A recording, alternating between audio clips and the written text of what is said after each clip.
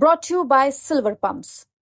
Top quality और consistent performance के लिए सिर्फ सिल्वर पंप्स नाम याद रखना।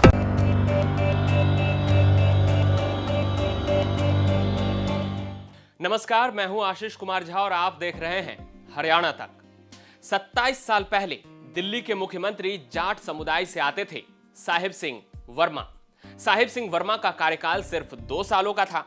1996 से 1998 तक साहिब सिंह वर्मा दिल्ली की कुर्सी पर काबिज रहे, लेकिन उस समय की राजनीतिक परिस्थितियों के कारण साहिब सिंह वर्मा को मुख्यमंत्री के पद से इस्तीफा देना पड़ गया।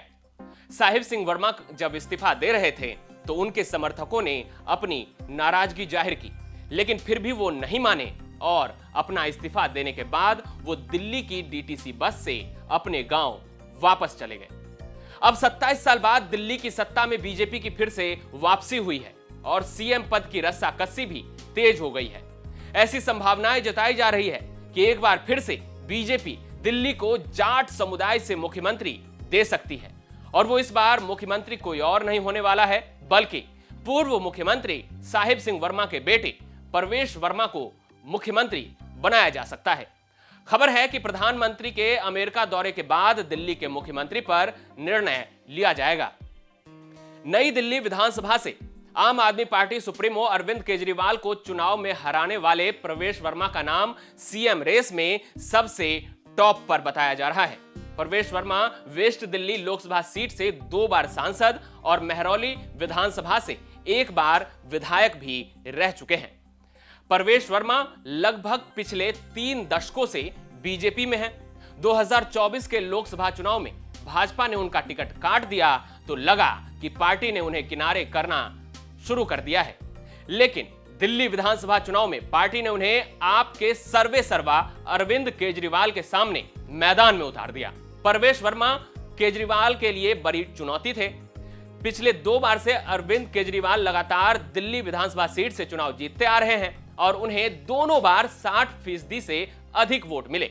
परवेश वर्मा ने बेहद मजबूती से अपना चुनाव लड़ा और साथ ही कांग्रेस उम्मीदवार संदीप दीक्षित ने उनकी राह और आसान कर दी। नतीजा यह हुआ कि दिल्ली देहात के जाट समाज से आने वाले पूर्व सीएम के बेटे ने नई दिल्ली विधानसभा जैसी विपरीत परिस्थितियों वाली सीट पर आम आदमी पार्टी के सुप्रीमो अरविंद केजरीवाल को धूल चटा दिया। भाजपा ने परवेश वर्मा को अरविंद केजरीवाल के खिलाफ नई दिल्ली विधानसभा सीट से लड़ाकर दिल्ली देहात के जाट समाज को संदेश दिया कि भाजपा की सरकार बनी तो उनके नेता को सत्ता में बड़ी भागीदारी मिलना तय है। भाजपा के संदेश का ऐसा जादू चला कि दिल्ली की 13 जाट बाहुल्य सीटों में से 12 सीटों पर कमल खिल गया। मतलब साफ है कि परवेश वर्मा भाजपा के लिए वरदान साबित हुए और उन्होंने ना सिर्फ केजरीवाल को हराया बल्कि अपने समाज के प्रभुत्व वाली 12 सीटों पर भी कमल खिलाने का काम किया। चुनाव आयोग की वेबसाइट पर जाकर अगर आप देखेंगे तो दिल्ली विधानसभा के नतीजों का मैप देखने पर आपको यह पूरी तरह से स्पष्ट नजर आएगा कि लगभग पूरी आउटर दिल्ली भगवा रंग में रंग चुकी है।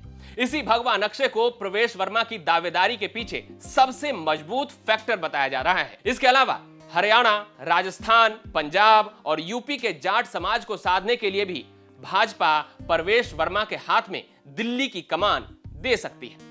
जाट आरक्षण आंदोलन और किसान आंदोलन के बाद से कई राज्यों में भाजपा जाटों की नाराजगी झेल रही है और पार्टी ये बखूबी जानती है कि जाट समुदाय एक प्रभावशाली समुदाय है। ज्यादा लंबे समय तक इनकी नाराजगी पार्टी के लिए नुकसानदायक ही साबित होने वाली है। इसके अलावा भाजपा की नजर अब पंजाब पर भी टिकी है, जहां जट सिख समुदाय सबसे प्रभावशाली वोटर हैं। लिहाजा परवेश वर्मा के जरिए पंजाब को भी साधने का काम किया जा सकता है। दिल्ली चुनाव में भी बीजेपी ने सिख बाहुल्य सीटों पर आप और कांग्रेस को पछाड़ दिया है और अब पंजाब के सिखों को साधने की बारी है। परवेश वर्मा से जब सीएम बनने को लेकर सवाल पूछा गया तो उन्होंने कहा कि इसका फैसला पार्टी हाईकमान को करना है। हालांकि परवेश वर्मा खुद इस बात को हाईलाइट कर रहे हैं कि दिल्ली देहात की सभी सीटों पर कमल खिला है। परवेश वर्मा 2019 में 5,70,000 वोटों की बड़ी मार्जिन से लोकसभा चुनाव जीते थे। ये दिल्ली के लोकसभा चुनाव इतिहास में अब तक की सबसे बड़ी जीत है। और अब परवेश वर्मा ने नई दिल्ली से अरविंद केजरीवाल को भी धूल चटा दिया है।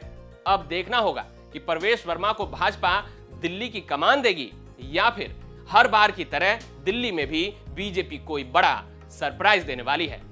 आपको हमारी ये वीडियो कैसी लगी हमें कमेंट बॉक्स में जरूर बताएं और हरियाणा से जुड़ी तमाम खबरों के लिए जुड़े रहें हरियाणा तक के साथ।